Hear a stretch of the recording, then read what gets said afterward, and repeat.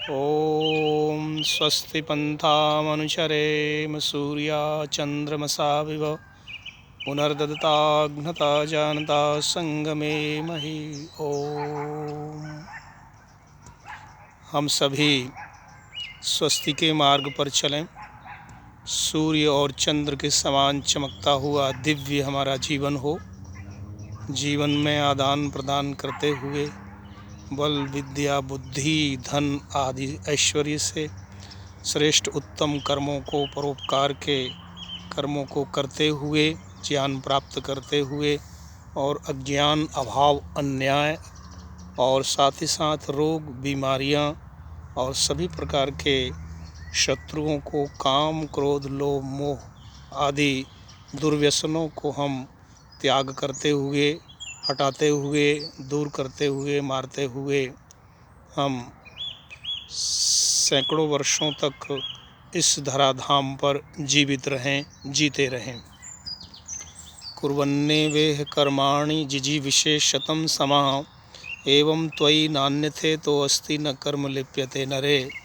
वेद के इस आदेश के अनुसार हम कर्म करते हुए दीर्घ जीवन को स्वस्थ जीवन को प्राप्त करके जिएं।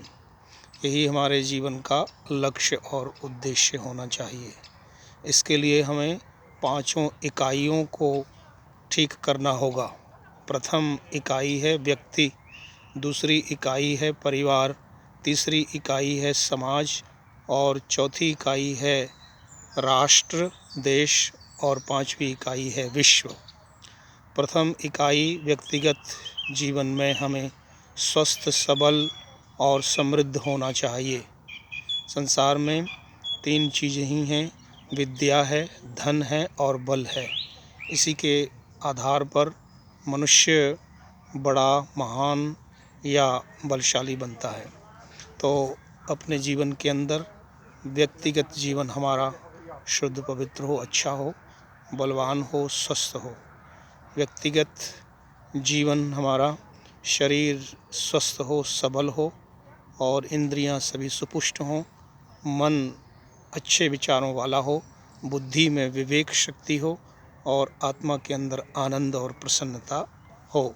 इस प्रकार से व्यक्तिगत जीवन को समृद्ध बनाते हुए जब हम परिवार द्वितीय इकाई को भी स्वस्थ और ठीक बना सकते हैं, उसके लिए पारिवारिक रूप से हम अपने जीवन के अंदर देव यज्ञ और सामाजिक कार्यों को पंच महायज्ञ आदि गृहस्थ कर्मों को करते हुए जीते रहें। इसके लिए अग्निहोत्र आदि दैनिक पंच महायज्ञों का पालन करना बहुत आवश्यक है। तो इस प्रकार से द्वितीय इकाई जो परिवार है, उस परिवार को भी हम लोग जो है समृद्ध करें। और तीसरी इकाई जो है समाज के लिए, राष्ट्र के लिए और विश्व के लिए हम सामाजिक कार्यों को करें। उन सामाजिक कार्यों में जिस प्रकार से कि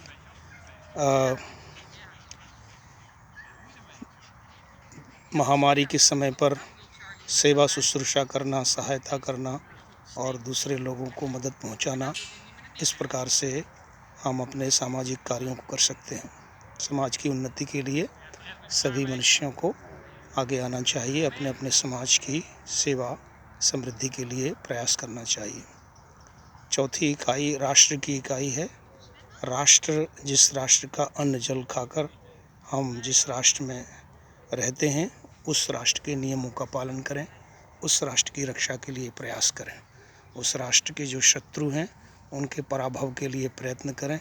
राष्ट्र की सुरक्षा में, सेवा में किसी भी प्रकार से कोई भी हम कोताही ना बरतें, कंप्रोमाइज़ ना करें और सजग रहें।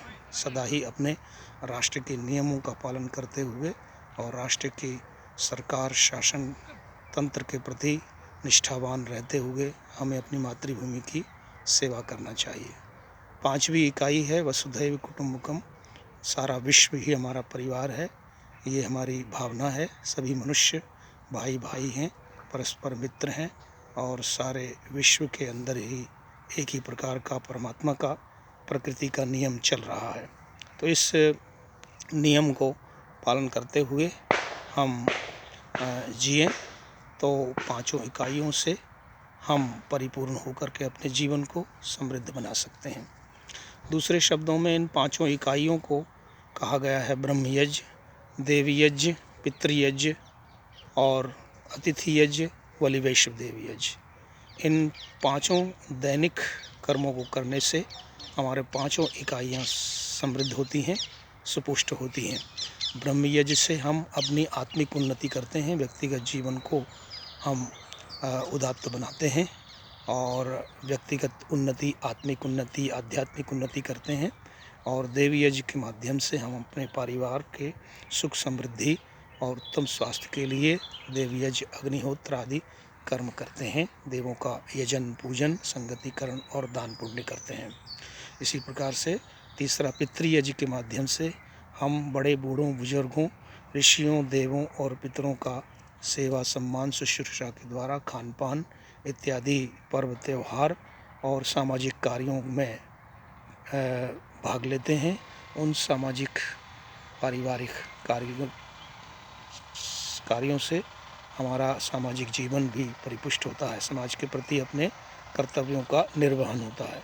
चौथा, राष्ट्र के प्रति, राष्ट्र जिस देश के अंदर हम रहते हैं उसके प्रति हमें सजग होकर के उसके लिए हमें जो यज्ञों में कहा गया अतिथि यज्ञ, बलि वैश्व देव यज्ञ, राष्ट्र के प्रत्येक भाग से हम संबद्ध रहें, चींटी से लेकर हाथी पर्यंत सभी मनुष्यों को, सभी प्राणियों को अपनी आत्मा के समान समझते हुए हमारे राष्ट्र के सभी जितनी इकाइयाँ हैं, राष्ट्र के जितने भी वो हैं, उनका पालन करते हुए उसकी समृद्धि में हाथ बढ़ाएं। तो इस प्रकार से अपने जीवन को सर्वांगपूर्ण बनाने के लिए हमें इन पांचों इकाइयों का ध्यान रखना चाहिए। इसके लिए व्यक्तिगत जीवन अच्छा हो, पारिवारिक जीवन अच्छा हो, सामाजिक जीवन अच्छा हो, राष्ट्रीय जीवन उत्तम हो और वैश्विक जीवन, हम सारे विश्व के अंदर अपना नाम रोशन करें। वसुधैव कुटुंबकम। इस प्रकार से एक मनुष्य को, श्रेष्ठ मनुष्य को अपने जीवन को जीना चाहिए, होना चाहिए। आज का विषय ये 5 जो इकाइयाँ हैं, इससे संदर्भ में पंच महायज्ञ की ही महिमा है जो ऋषि मुनियों ने हमें प्रदान की है, जिसे विभिन्न प्रकार से कर्मकांडों के माध्यम से हम दैनिक दिनचर्या के अंदर पालन करते हैं। ये संदेश हम सबको समझना चाहिए, जानना चाहिए। तथास्तु। ओम स्वस्ति, सर्वेभ्यो नमो नमः। ओम।